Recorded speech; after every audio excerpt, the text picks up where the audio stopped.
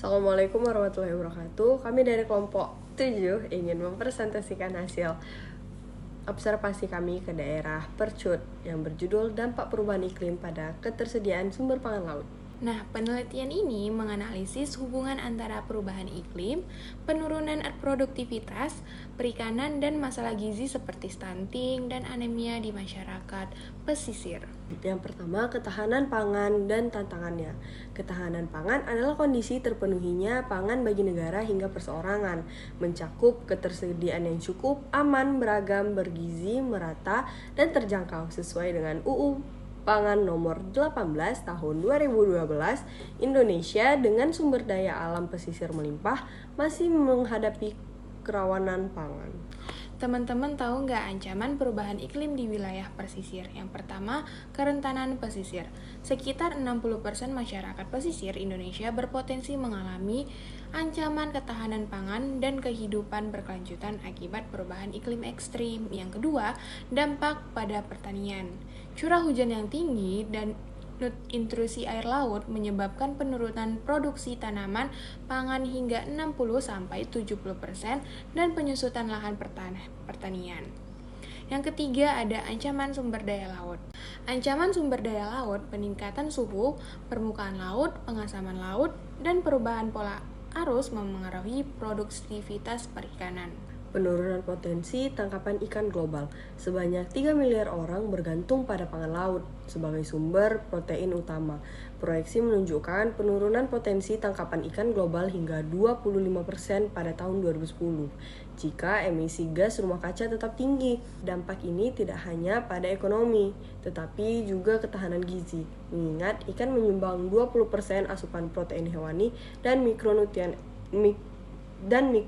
esensial. Hasil penelitian kami, penurunan produktivitas dan konsumsi ikan. Sebanyak 70% nelayan melaporkan penurunan hasil tangkapan 20-30% dalam 5 tahun terakhir. Jenis ikan seperti kembung, teri, dan tongkol semakin sulit ditemukan.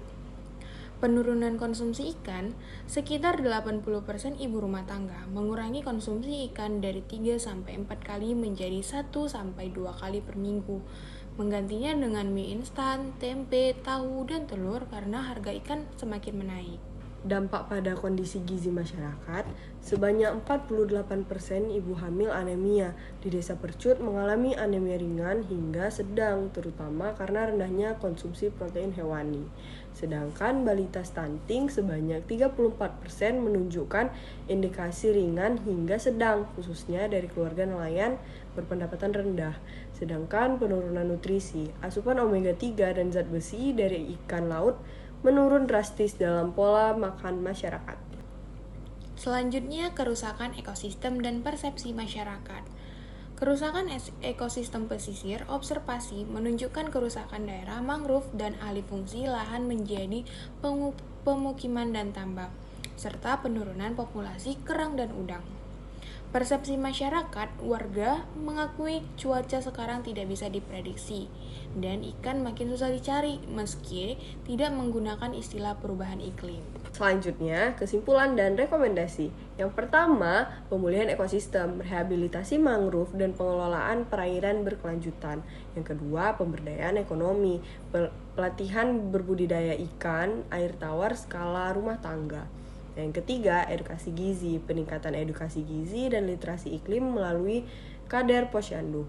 Yang keempat, integrasi kebijakan. Integrasi kebijakan ini pangan dan gizi dengan pendekatan lokal dan budaya.